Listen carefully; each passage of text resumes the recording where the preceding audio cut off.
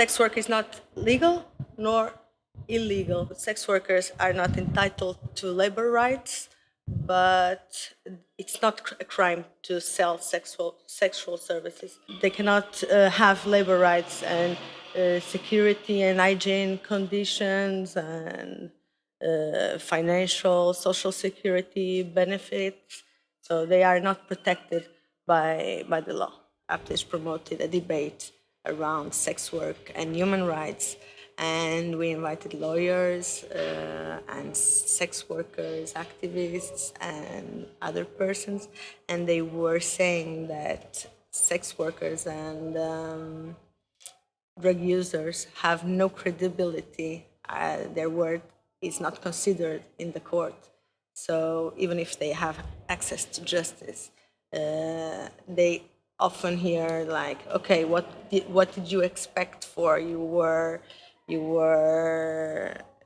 were dressed like that." We still have these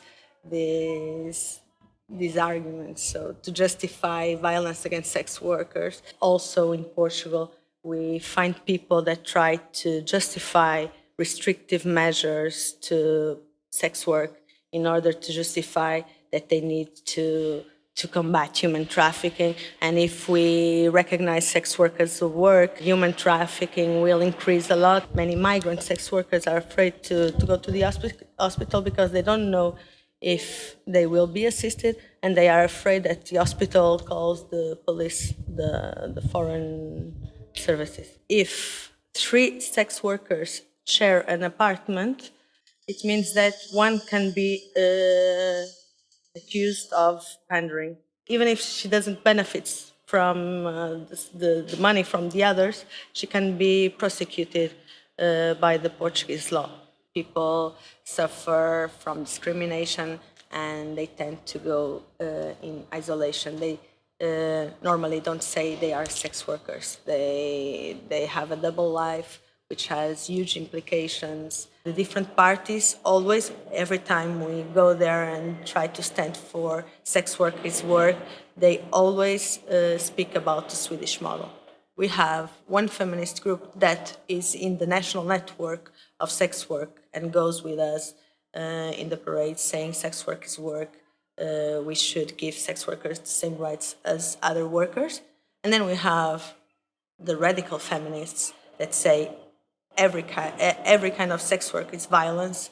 So, and it's impossible to discuss with them. It's really, we've tried, we participate in their debates, even if a sex worker speaks to them and say it's a choice I have made. So they would say she's alienated, or she's sick, or maybe you don't know what you are saying. They never considered the possibility of being a free choice. APDES wrote a set of recommendations after studying what was going on in Europe, what was the impact of the laws in the different European countries. We recommend to remove the article that criminalized pandering. We think that removing this article from the criminal code would help to promote sex workers' rights. This way,